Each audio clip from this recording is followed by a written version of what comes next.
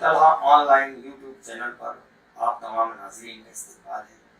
السلام علیکم، میں شاگرد حکیم طلحہ ڈاکٹر محمد کلیم انصاری BMS کیا ہے میں نے طبیہ کالج بامبے سے۔ حکیم صاحب نے اپنی پوری زندگی طب یونانی خدمت میں گزار دی ہے، جس کی قدردانی کرتے ہوئے سال گزشتہ انہیں ہندوستان کا ایک بہت بڑا ایوارڈ حکیم نجیف احمد عثمانی ایوارڈ سے تفویض کیا گیا ہے۔ پچھلے ویڈیو میں حکیم صاحب نے نزلہ و زکام کی تفسیر بتائی تھی۔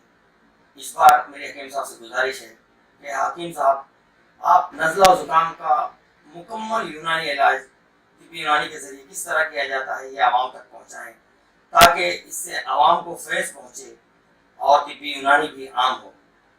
میری آپ تمام ناظرین سے گزارش ہے کہ ویڈیو کو آپ لائک کریں، شیئر کریں اور کمنٹ کریں، اور اپنے مسائل یہاں بھیج کر ہم سے رابطہ کر سکتے ہیں۔ دوسری بات، آپ ہمارا چینل سبسکرائب کرنا نہ بھولیں۔ ہمارے اپڈیٹس ملتے رہیں گے، ہمارا رابطہ بحال رہے گا۔ گزارش ہے کہ آپ عوام تک پہنچا کر یہ طب یونانی کو عام کریں اور لوگوں کو اس کا فیض پہنچائیں۔ السلام علیکم محترم ناظرین، اب کی بار ہم نزلہ اور اس سے ہونے والی بیماریوں کا علاج بیان کریں گے۔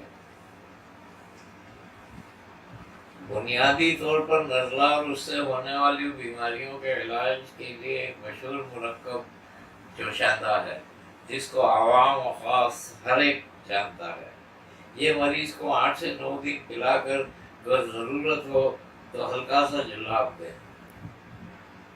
پھر نزلے سے ہونے والی بیماریوں کی جو دوائیاں ہیں وہ استعمال کریں۔ ایسا کرنے سے نزلہ زکام اور اس کی بیماریاں بار بار نہیں ہوتی اور مکمل طور پر آرام ہو جاتا ہے۔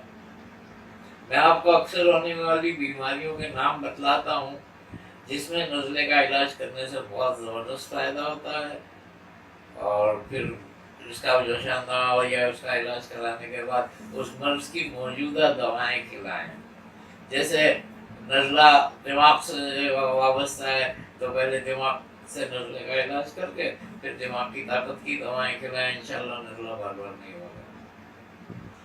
اب بیماریوں کے نام بتاتا ہوں جو اکثر نزلے کی وجہ سے ہوتے ہیں، جیسے درد سر، آدھے سر کا درد، کان کی سوجن اور درد، تمام دانتوں میں بے چینی اور درد، مسوڑوں کی سوجن، آشوب چشم جس کو آنکھ آنا کہتے ہیں، آواز بیٹھ جانا، ٹونسل، خناق، برونکائٹس، پلیوریسی، نمونیا، دق اور سل، اسہال، معدہ اور آنتوں کی کمزوری، کھانسی، چھینک، دمہ، پینس یعنی ناک میں بدبو آنے کی بیماری، انفلوئنزا، پیشش، بہرا پن، سینے میں پانی جمع ہونا، کن پھیڑ، بالوں کا جلد سفید ہونا وغیرہ وغیرہ۔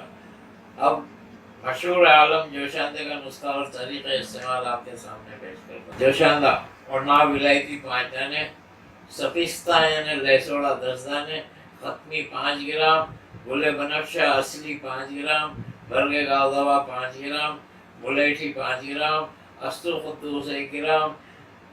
ان دواؤں کو رات پانی میں بھگو کر صبح جوش دے کر چھان کر ہلکا گرم گھونٹ گھونٹ پئیں۔ بہتر اس میں 1 چمچی شکر بھی ملا دیں تو پینے میں بھی آسان ہو جاتا ہے اور فوائد بھی بڑھ جاتے ہیں۔ شام کو پھر یہ ہلکا گرم کر کے پئیں۔ اگر رات بھی پی سکتے ہو تو رات بھی پئیں، یعنی ایک پڑیا کو دن میں 3 بار چلائیں۔ اگر بدہضمی بھی ہو تو نسخے میں بادیان 5 گرام اور انیسون رومی 5 گرام پڑا لیں۔ اگر قبض ہو تو مویز منقع 9 دانہ اور سوکھا انجیر 2 دانہ بڑھا لیں۔ اگر سینے میں گاڑھا بلغم جمع ہو تو پرسی اوشاں 3 گرام بڑھا لیں۔ اگر سینے میں خشکی اور بے چینی ہو تو ابریشم 2 گرام اور گل گاودوا 2 گرام بڑھا لیں۔ ناک سے بلغم گاڑھا کف نکل رہا ہو تو گل زوفا 3 گرام بڑھا لیں۔ اگر نزلہ گرم ہو، گرمی زیادہ محسوس ہو، پیاس زیادہ ہو اور پتلی سی رطوبت ناک سے نکلے تو بہدانہ 3 گرام بڑھا لیں۔ ہر وقت بخار رہتا ہو تو خاکسی 5 گرام بڑھا لیں۔ اس کے علاوہ جوشاندے کے ساتھ تیار دواؤں میں جو مناسب دوا ہو، جیسے لوق سپیستہ، لوق معتدل، شربت نزلہ، شربت اعجاز، ایتھریف استوخدوس وغیرہ استعمال کریں۔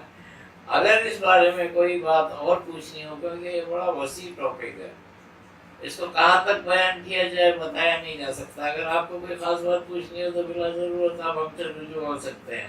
آپ یونانی خود علاج کریں, یونانی علاج کو بڑھائیں, یہ ہماری اپنی طب ہے. السلام علیکم.